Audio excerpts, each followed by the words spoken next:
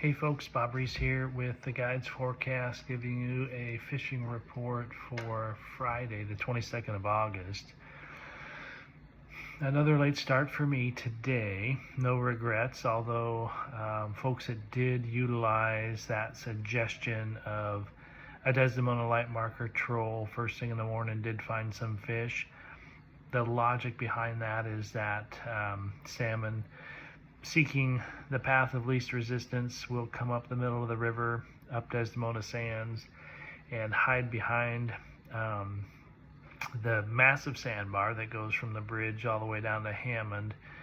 That blocks a good bunch of the flow that fish don't want to fight against as they enter the estuary. So from Desdemona light marker, even that single piling out of Hammond downstream, well past the Desdemona light markers, some people call it the checkerboard, on down to Buoy 20, did produce good catches of Chinook today. I'm sure there was some coho in there, but basically, that's going to be the target, the only target that's really feasible for folks that get in there during max ebb, which starts about daybreak.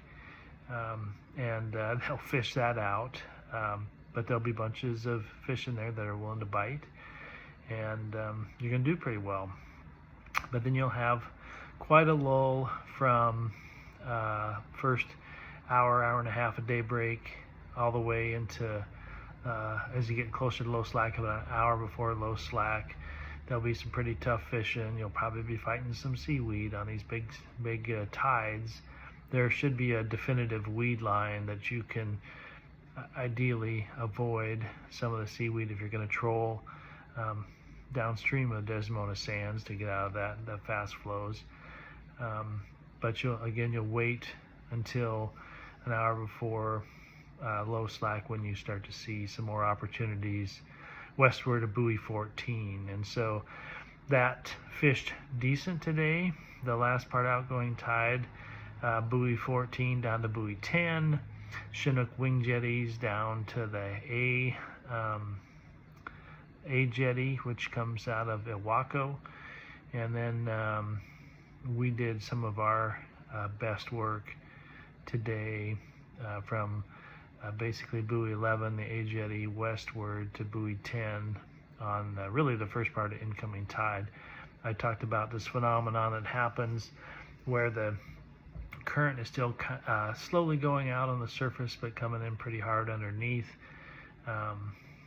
What'll happen is the folks that are fishing upstream of Buoy 11, particularly along the Chinook wing jetties, will see a pretty strong incoming tide current when it hasn't quite rushed in on the surface water anyway, westward of Buoy 11. So we're still making downward progress while the current is still going in underneath. So that's when we found a couple of Chinook and a couple nice coho today.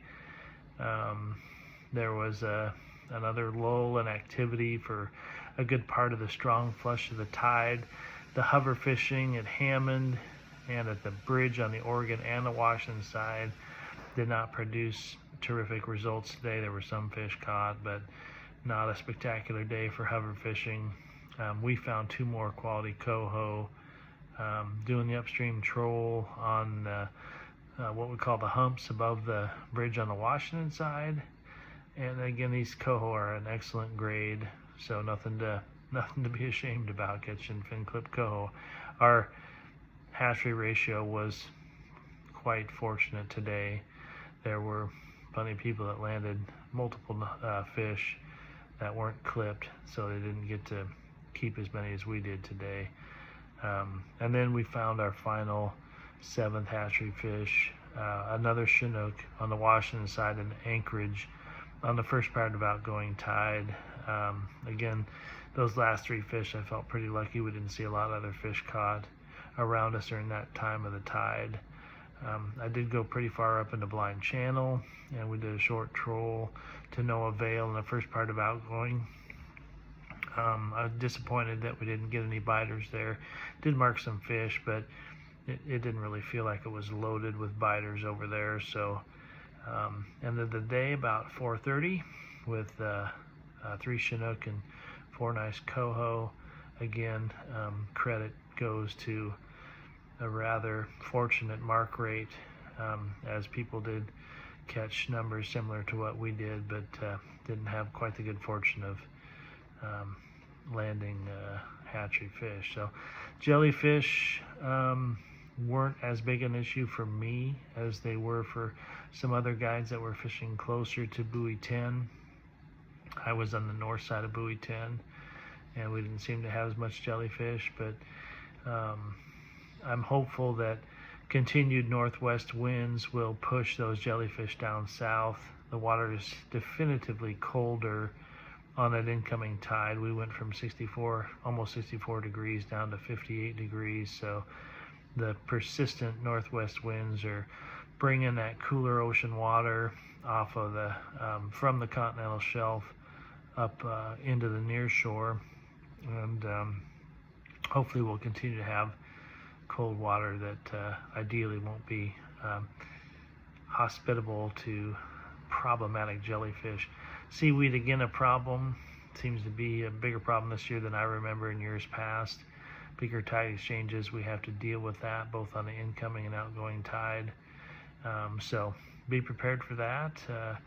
Again, we're in peak season, plenty of fish in the estuary. Hope your mark rates are as lucky as mine were today, and have noticed a significant jump in effort in recent days. People are picking these extreme tide series to participate in this fishery, and it's a crowded boat ramp, so be prepared for that. Word on the street from folks that know this fishery indicate that the fishery is progressing as modeled. So in the current situation, it doesn't seem that we're in for any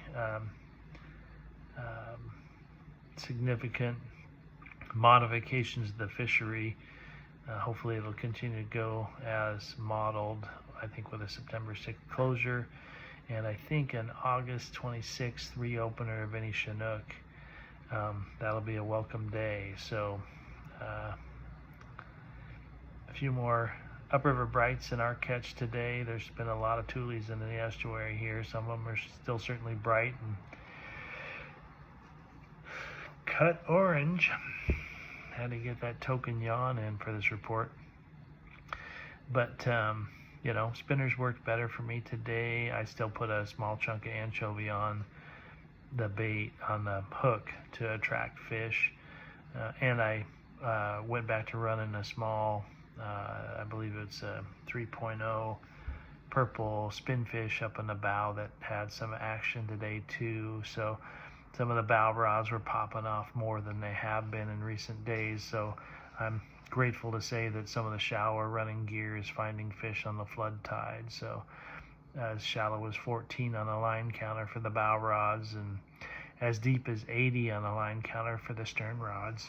Fishing whole anchovies back there. I did have one subscriber, Stuart, ask about how we rig the anchovies behind a flasher, and that video is available on our homepage at www.theguidesforecast.com under fishing videos, so do check that out. Anchovies are a little bit harder to get to roll. They kind of burn out a little bit quicker than herring does, but I'm liking the success I'm having with anchovies. You might want to bring a sabiki rig. I brought one on board today to jig your own anchovies out in the estuary, because between the size of these coho and the amount of biomass that we're witnessing on the graph, there is a lot of feed out there. So no reason why you can't jig up some of your own, although it's always great to also check in with Big Game Fishing in Hammond, Oregon. They've got great bait and spinfish and other lures available. Jim and Jen Fowler there at Big Game Fishing in Hammond You're really supposed to call before 10 a.m. in the morning to reserve your bait for the following day. But they got a great program going on there. Catch your fish and vacuum pack it too. So have a good time out there. It was warm today, warmest day of the season. Bring your sunscreen. Take good care.